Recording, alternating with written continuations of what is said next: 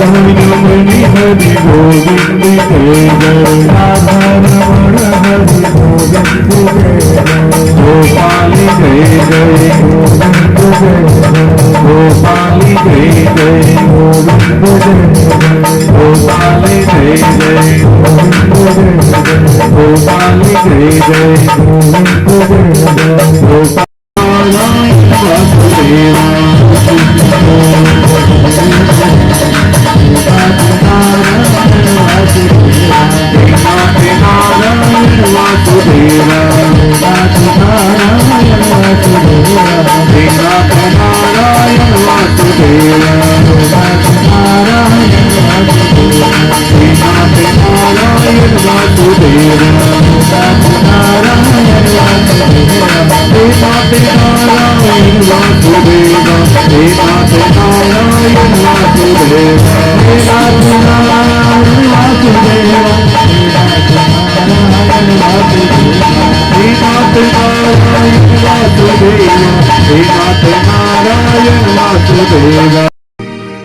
आवाज बढ़ो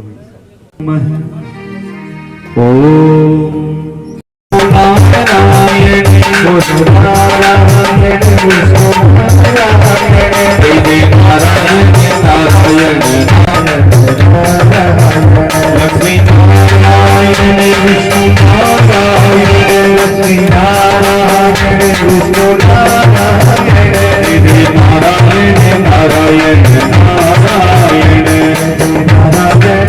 नारायण बोलो श्री कृष्ण गोविंद हरे मुरारी नारायण वासुदेवा गोविंद हरे मुरारी नारायण वासुदेवा।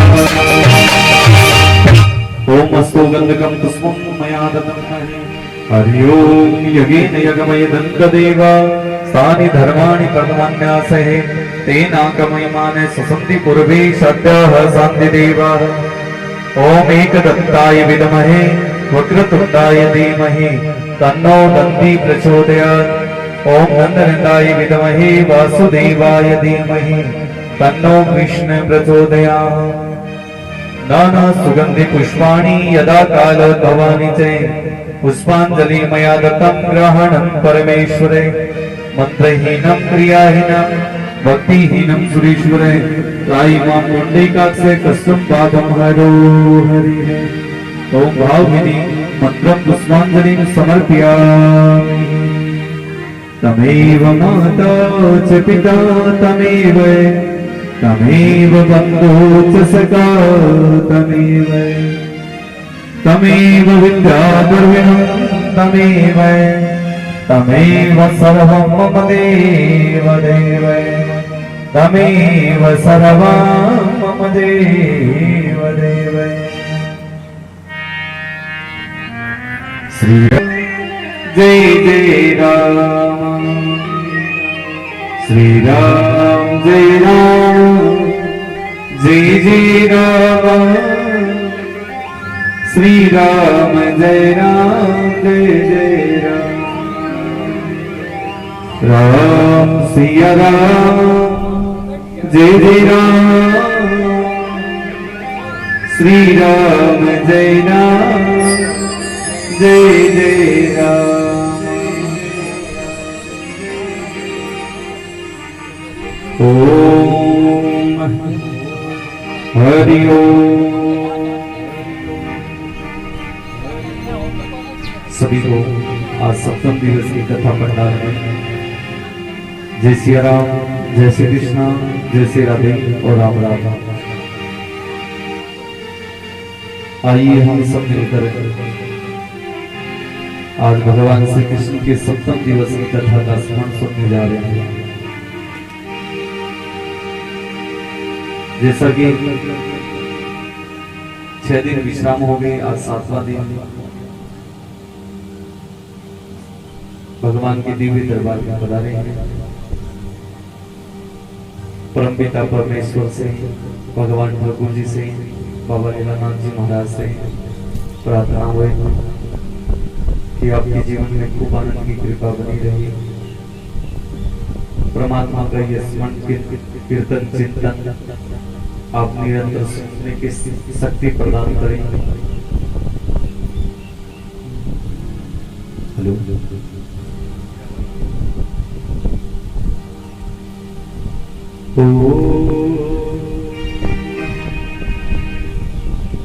हरि ओम हरि ओम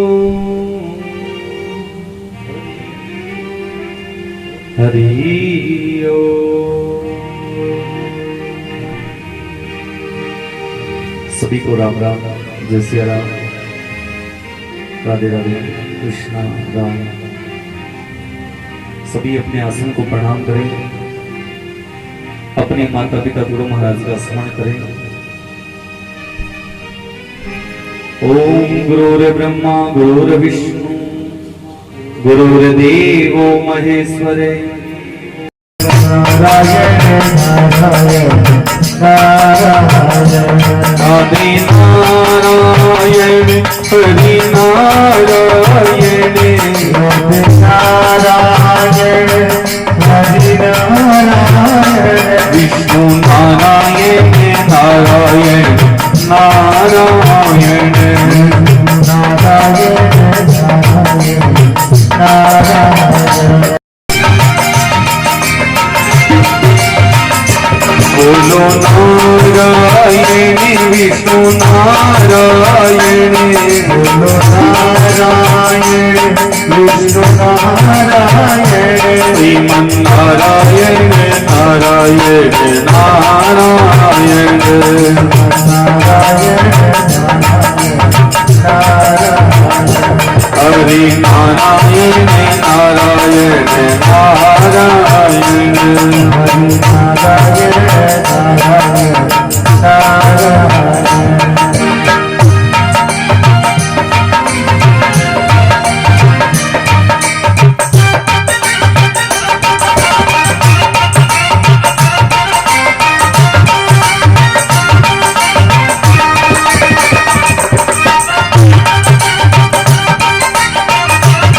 नारायण। बोलो नारायण विष्णु नारायण नारायण नारायण नारायण नारायण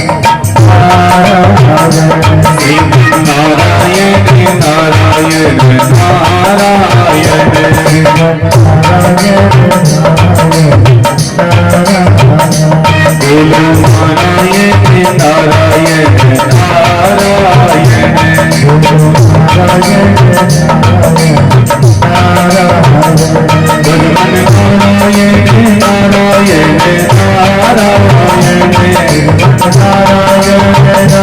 नारायण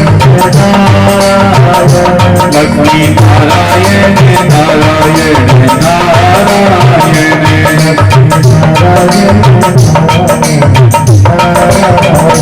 बोलो नारायण नारायण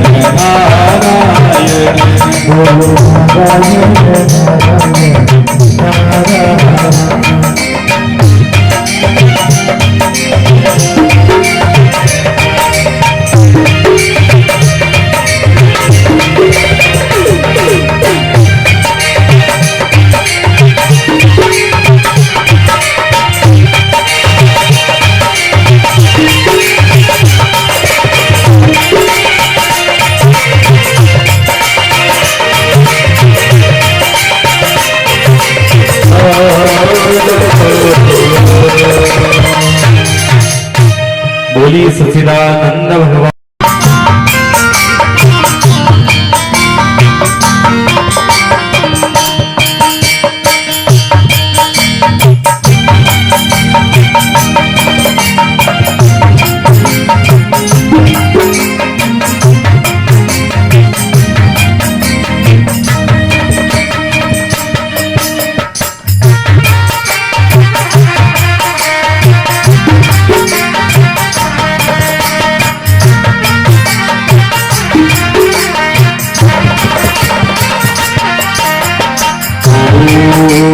भाई रे एक मायड़नी पुत्री तारी चरहरी करनी नारी नारी।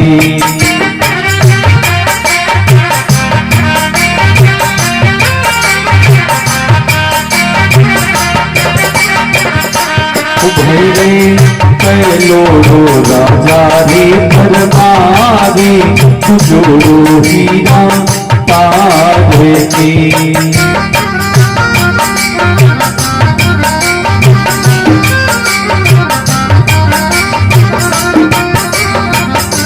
भैरे जोड़ो बाजारी हाथी जोड़ो मेरे गोमियो संतो मत दीजो मावड़ली तो सीकर मारी रेखा नारी नारे।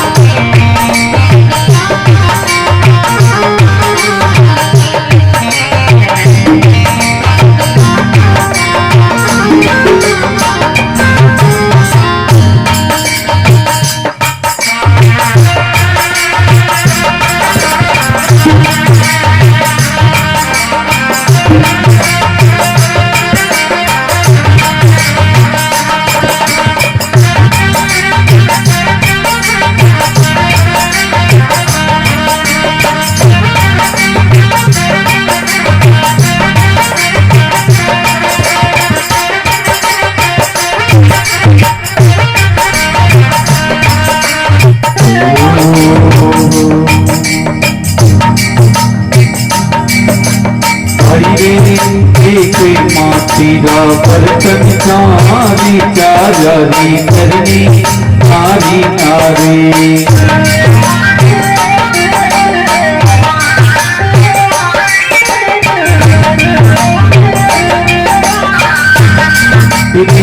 पहलो हीरो मिलो ये तू जोड़ो मसाना चालियो।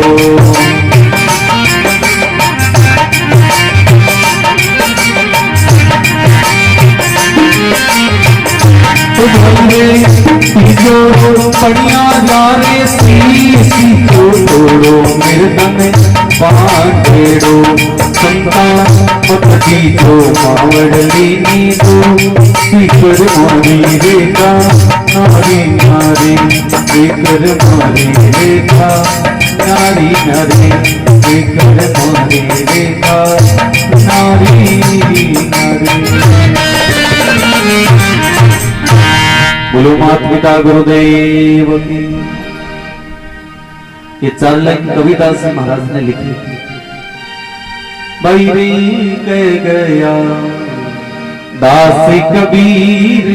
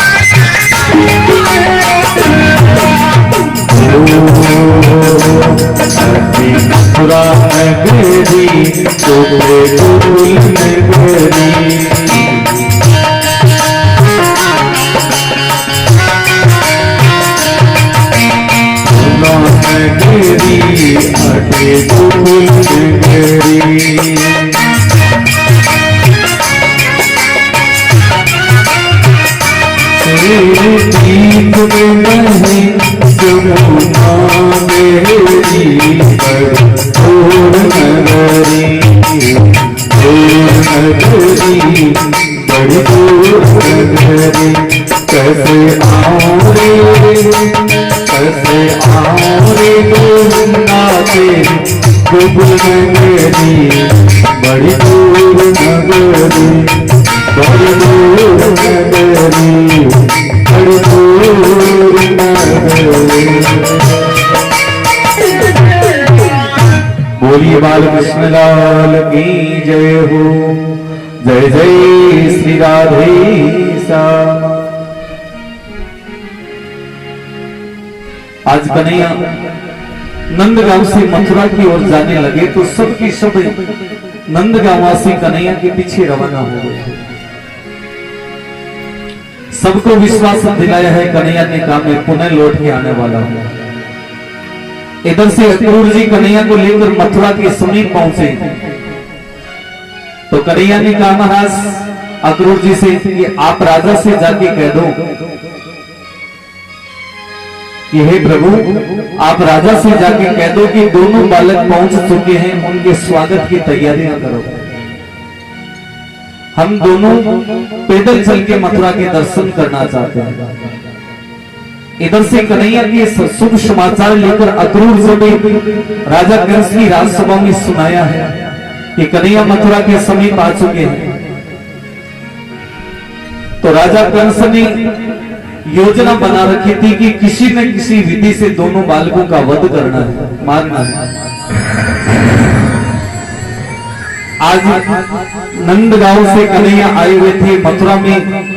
मुष्टि की चारों नाम का पहलवान कुलफाड़िया नाम को हाथी हो और श्राप पिला के मदमस्त कर रखे हैं।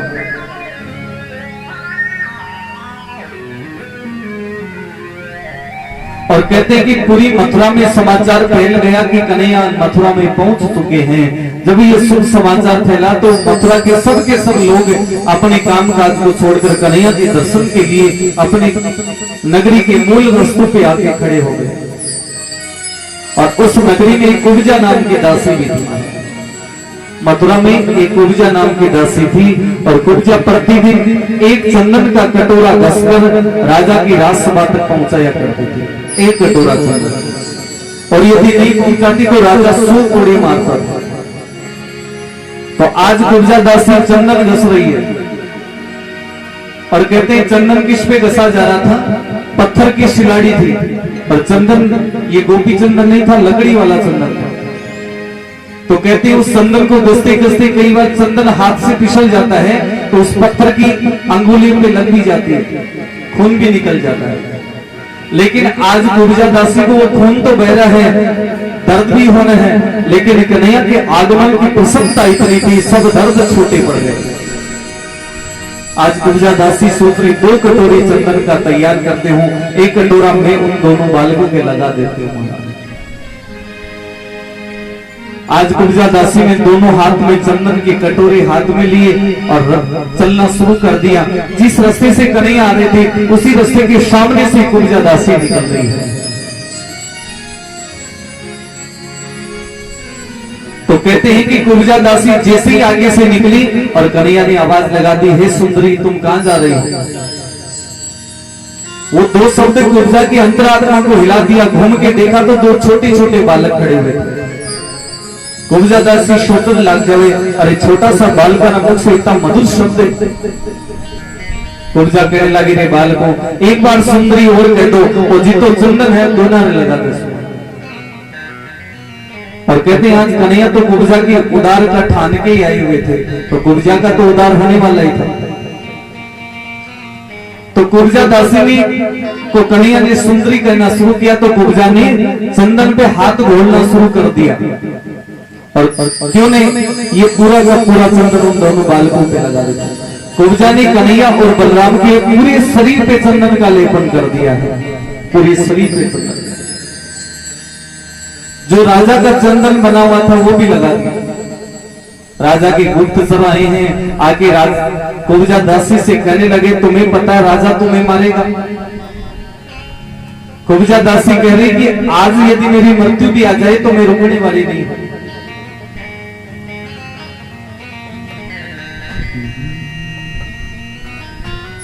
कुब्जा कह रही कि आज तो ऐसे आनंद की अनुभूति हो रही है, ये चंदन को लगाते लगाते मेरे शरीर का रोम रोम पर संचित हो गया। और कुब्जा दासी उछल उछल के चंदन लगाना शुरू किया तो उसके शरीर पे जो कुबड़ थी वो समाप्त हो जाती है। कुब्जा ने सोचा कोई टोटका तो नहीं हो गया, तो अपने कमर पे हाथ लगाती है। आज भगवान उसका उद्धार कर लेते तो कहीं कुबड़ रहने वाली थोड़ी थी। अरे जिसको मिटाने के लिए भगवान ने ठान ली, आज तारणहार श्री कृष्ण ने तार ली कि कुब्जा दासी का उद्धार करना है, तो कंस क्या हजारों कंस भी आ जाए तो कुछ बिगड़ने वाला नहीं था।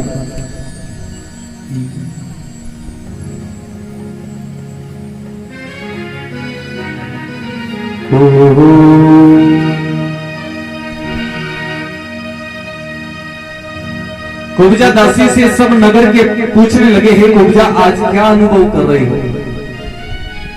कुब्जा कहने लगी, हे सैनिकों, आज मुझे कन्हैया की इस आनंद की अनुभूति में ऐसा अनुभव करी।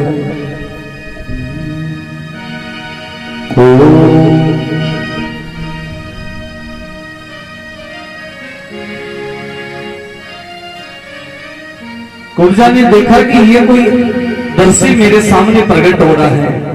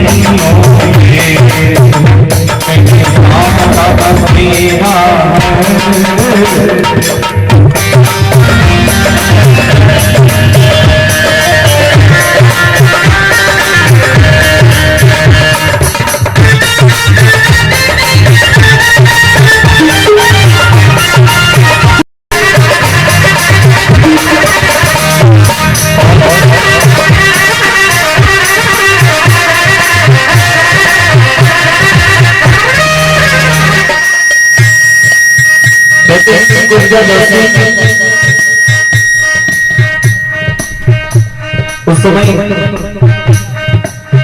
सब सेवक जितने भी आए थे कुब्जा दासी के पास में कुब्जा को लेने के लिए, तो कुब्जा ने कहा आज में जाने वाली नहीं, चाहे राजा कंस को जाके कह दो कि चाहे मेरी मृत्यु भी आ जाए तो मैं रुकने वाली नहीं। उस समय कुब्जा बड़े भाव से कन्हैया की सेवा में लगी हुई है। पूरा का पूरा चंदन उनके शरीर पे लगा दिया।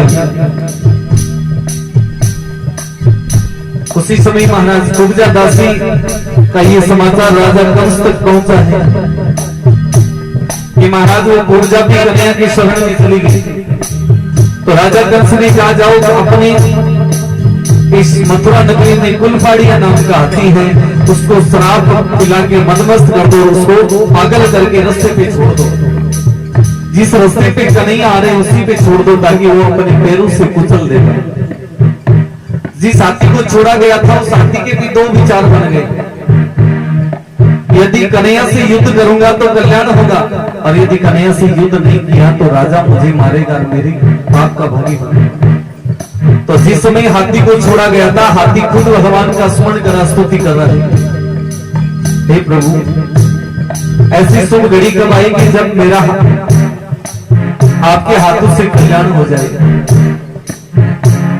उस हाथी ने तीव्र वेग से कन्हैया के ऊपर आक्रमण किया है। कन्हैया और बलराम जी ने दोनों उस हाथी के दांत निकाल लिए और अपनी शरण में ले लिया, और दोनों कंधों पे बलराम जी और कन्हैया हाथी के दांत को लेकर ऐसे चल रहे हैं, जहाँ की रही भावना वैसी प्रभु मूरत देखी वैसी। कन्हैया को जिसने पुत्र के रूप में देखा तो उसे पुत्र जैसा दिखाई देने लगे, और शत्रु के रूप में दुश्मन के रूप में देखा तो शस्त्र कलाओं से निपुण और सैकड़ों अस्त्र शस्त्र से सुशोभित कन्हैया दिखने लग जाते हैं। तो उस समय उस नंदगांव के इस लाल का जब मथुरा में स्वागत हुआ, केवल एक प्राणी ऐसा था वो दुखी था और सब प्रसन्न थे, परंतु राजा के सामने प्रसन्नता दिखा नहीं पा रहे।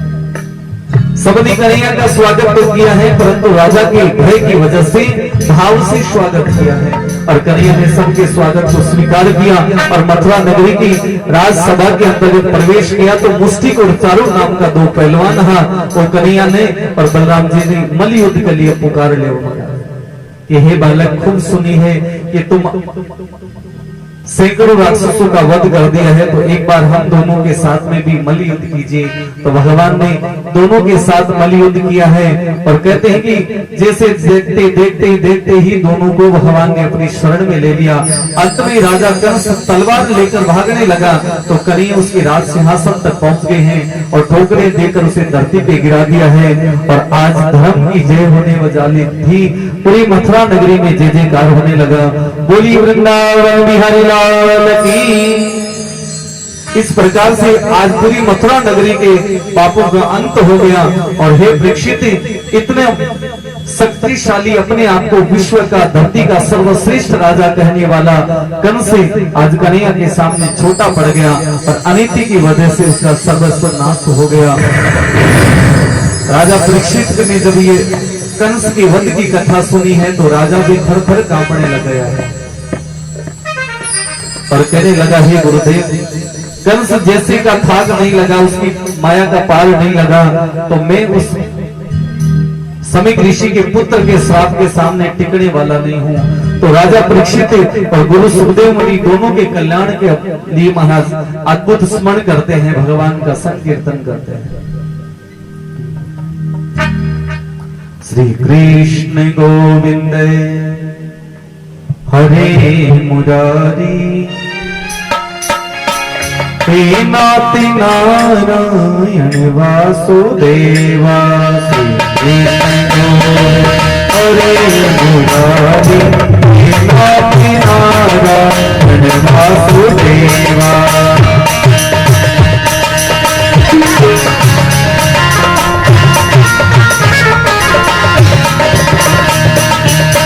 नाति नारायण वासुदेवा,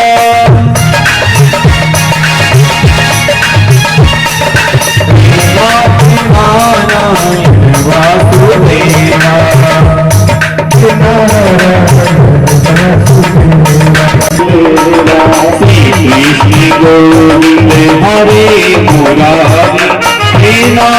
नारायण वासुदेव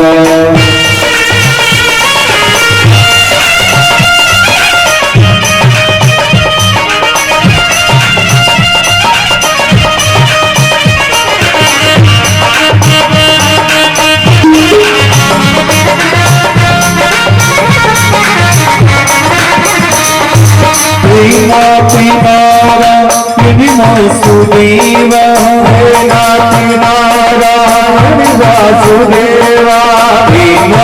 नारायण वासुदेव नारायण वासुदेव नारायण वासुदेव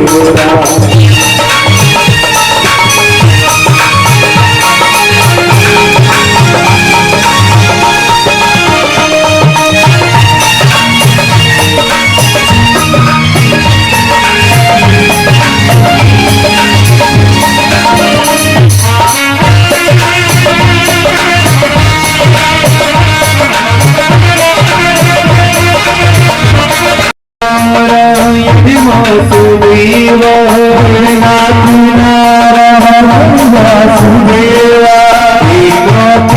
नारायण वासुदेव नारायण वासुदेव नारायण वासुदेव श्री कृष्ण गोविंद हरे मुरारी नारायण वासुदेव नारायण वासुदेव नारायण वासुदेव नारायण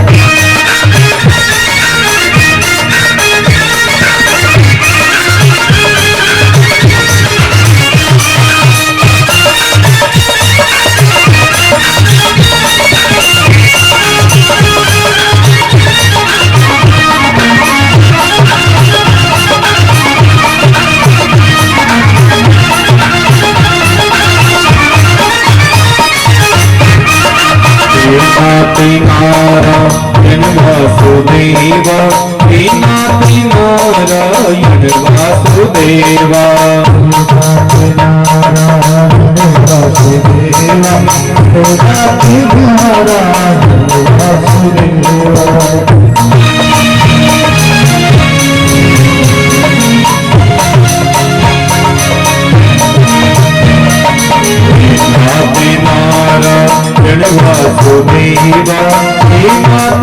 नारायण वासुदेव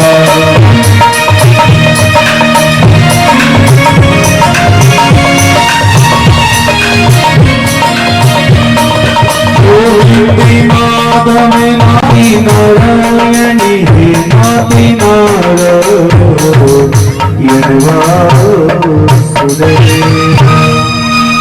बोलिए बांके बिहारी लाल की जय हो।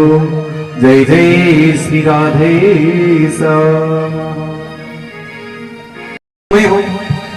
अब नारद जी विचार करे, भगवान से प्रार्थना करे, हे प्रभु इन नगरी में इतनी सेवा चाकरी हो रही है, सर्दी रो समय है और कटे सनीनो भी हो जाए तो नारद जी का हठाने चामड़ी आ जाए। नारद ऋषि हरिमाया नगरी में पहुंचे राजा शीलनिधि की राजसभा में और राजा ने कहे, महाराज बताओ कोई कष्ट व्याधि बीमारी है तो बताओ। राजा के महाराज क्यों ही नहीं, मारे तो सब ठाट बाट है। नारद जी के भाई मन एक चिंता लागे थारे। राजा के महाराज एक चिंता ठाडी घनी है, कहीं कि मारे विश्व मोहिनी नाम की एक कन्या है और भी कन्या के लायक कोई वर को नहीं मिले। मगर भी कन्या रे लायक कठे वर को नहीं मिले तो क्यों पिता के यूं बड़ो कहीं संकट राजा हुए तो कहीं हुए, कभी के कन्या विवाह योग्य हो जाए वर नहीं मिले तो वो सबसे बड़ो संकट हुए।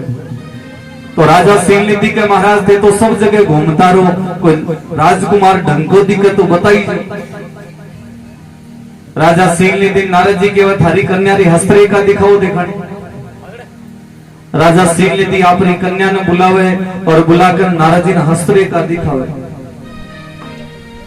जी हस्तरेखा देखे नारद जी तो के हस्तरेखा में ज्ञान हुयो भगवान नारद जी ने कि जो भी कन्या रे साथे विवाह करसी भी को तीनों लोका में राज होसी। अब नारद जी आप रसा के एडजस्ट करे लगा। કે કાલ હું આપા तीनों लोकां का राजा बनस्या और देखो आज अपना कर्म दौड़न लाग्या है वो काल हो तो आज ही शुभ हो तो लगे।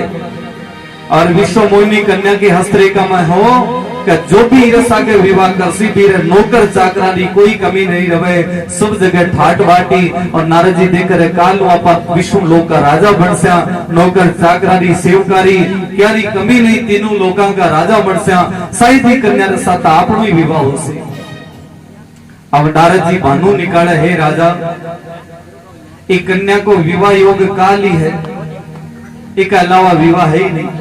राजा के महाराज काल काल में इतनी तैयारी, नारद जी के देणु लेणु पच कर दीजिए, पहली काल काल तो कन्या कलश देके रवाना कर दीजिए। राजा के महाराज की कैसा के ब्याह करनो यहाँ तो बताओ। अब नारद जी सीधो यहाँ के दे के मारे सागे कर दो तो राजा नाराज। तो नारद ऋषि के महाराज एक उपाय करो, स्वयंवर रख दो और जखा के गला में विश्व मोहिनी कन्या वरमाला डाले, सागी वीरो विवाह कर दो। राजा सिंह निधि के महाराज बात तो ठीक है, तो क्या आपरी नगरी के जितना भी राजकुमार सब ने न्योता